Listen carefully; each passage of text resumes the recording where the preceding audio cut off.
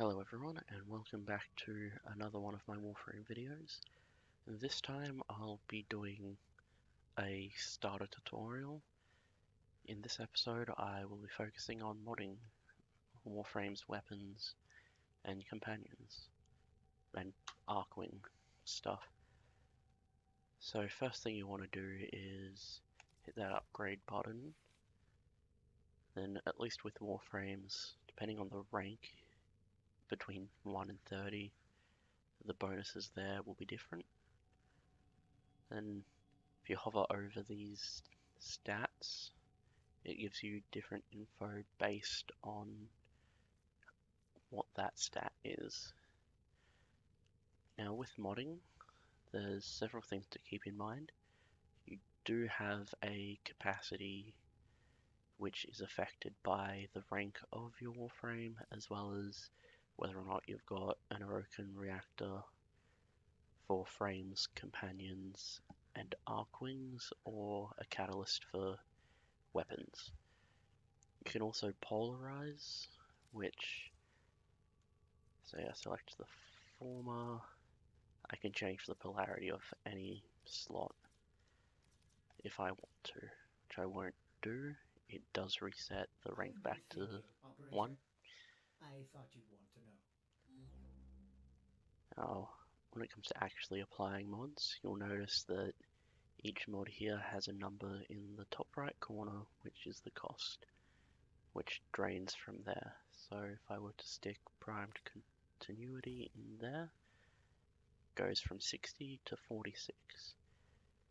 Now the symbol in the right, top right, if you match that with a symbol in the slot, it will only consume half the capacity instead. Now pretty much all mods work the same way, except for aura and stance mods.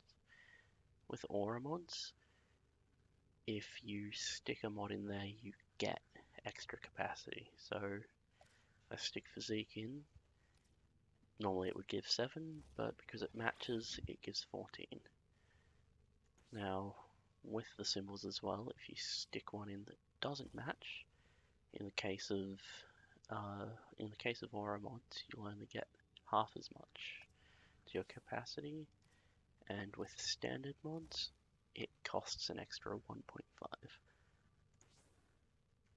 There is also arcanes, which you can get from eidolons mostly, so they're not really beginner friendly,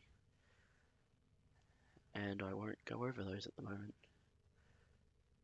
Now, with modding Warframes anyway, there is several things to keep in mind, including what mods you probably would want to install, such as Vitality for extra health, Steel Fiber for the armor, and Redirection for shield capacity. Now those are generally your 3 most important. There's things like Primed Vigor or the Standard Vigor, which increase shield and health. There's also things that increase the duration, efficiency, range, strength, and your max energy, which are also fairly important for certain Warframes. Not all abilities are affected by everything.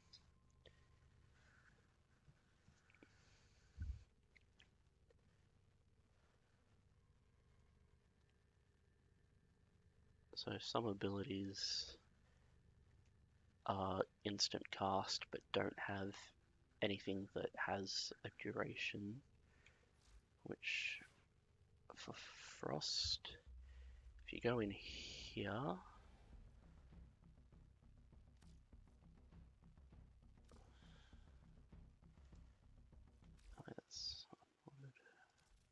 Well put together. so I'll switch to my modded, And make the Lotus proud.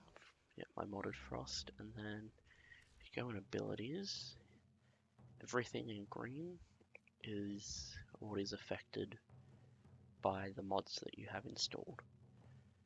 So currently I've got strength and duration installed, so that strength in the case of Snow Globe, it's the health, the damage for abilities, and there's duration, which is really self-explanatory.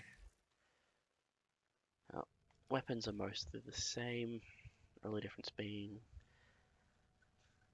your most important mod is generally the just flat damage one, and then if it's a status weapon, you'll want the status increasing ones, and crit based weapons, you'll want critical damage and chance as well.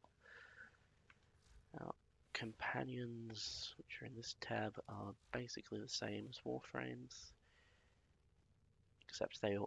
except in the case of these, they have precepts which are essentially their abilities. Now, you want to stick those on whenever possible.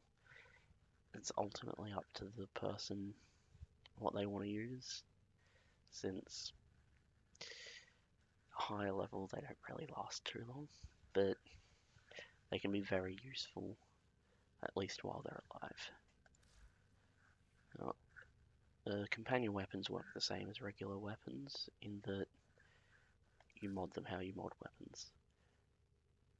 One thing with melee is they've got the stance mod, which, like the aura mods in Warframes, increase the max capacity, as well as add different move sets, I guess is the best way to say it. So if you hit combos, it shows you what you need to do to activate different things, which for all weapons is basically the same now. Now there's also Archwings. Archwings pretty much the same as with Warframes, except there's no aura mod. And Archwing weapons are also the same. K-drives, you're not really going to get too many mods for those anyway, unless you invest a lot of time into doing the Vent Kid stuff in Fortuna. So, yeah.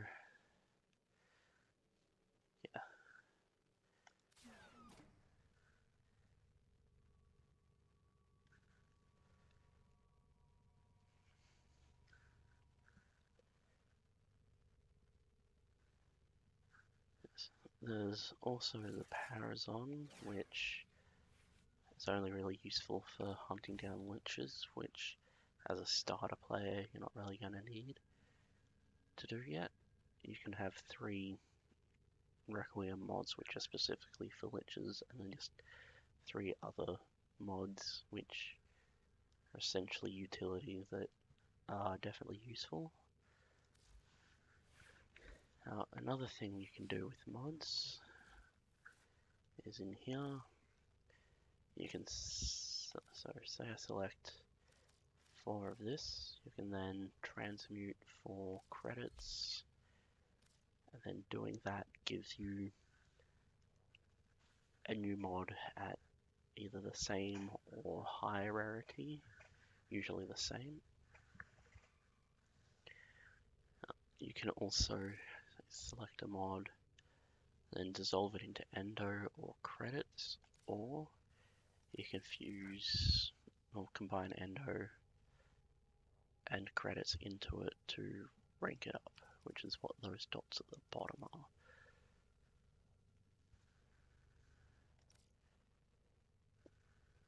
As you rank it up, the cost in the top right goes up, but the effect also goes up.